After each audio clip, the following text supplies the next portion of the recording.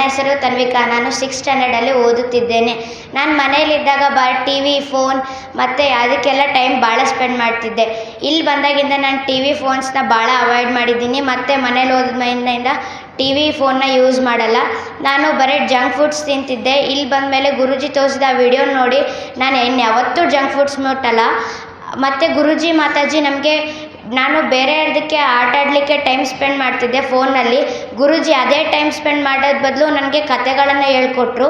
ಆಮೇಲೆ ನಾವು ಇಲ್ಲಿ ಬಂದು ಧ್ಯಾನ ಮತ್ತು ಪ್ರಾಣಾಯಾಮ, ಸೂರ್ಯ ನಮಸ್ಕಾರ ಇವನ್ನೆಲ್ಲ ಕಲಿತಿದ್ದೀನಿ. ಆಮೇಲೆ ಇಲ್ಲಿ ಮಾತಾಜಿ ನಮಗೆ ಎಲ್ಲರೂ ಪ್ರೀತಿಯಿಂದ ಮಾತಾಡಿಸ್ತಾರೆ. ಹಾಗೆ ಅಂಕಲ್ ಮತ್ತು ಆಂಟಿ ಕೂಡ ನಮ್ಮನ್ನು ಪ್ರೀತಿಯಿಂದ ನೋಡ್ಕೊತಾರೆ. ಆಮೇಲೆ ಇಲ್ಲಿ ನನ್ನ ಫ್ರೆಂಡ್ಸ್ ಕೂಡ ನನ್ನ ಕಷ್ಟದ ಸಮಯದಲ್ಲಿ ಹೆಲ್ಪ್ ಮಾಡಿದ್ದಾರೆ. ಮತ್ತು ಇಲ್ಲಿ ನಾನು ಎಲ್ಲವನ್ನು ಕಲ್ತಿದ್ದೀನಿ. ಇಷ್ಟನ್ನೆಲ್ಲ ನನ್ನ ಇಲ್ಲಿ ಕಲಿಸಿದ್ದಕ್ಕೆ ನನ್ನ ಪೇರೆಂಟ್ಸಿಗೆ ನಾನು ಥ್ಯಾಂಕ್ಸ್ ಹೇಳ್ತೀನಿ. ಹಾಗೂ ನನಗೆ ವಿದ್ಯೆ ಬುದ್ಧಿಯನ್ನು ಕಲಿಸಿದ್ದಕ್ಕೆ ಮತ್ತು ಗುರೂಜಿ ಮಾತಾಜಿ ಅವರಿಗೂ ಕೂಡ ಥ್ಯಾಂಕ್ಸ್ ಹೇಳ್ತೀನಿ.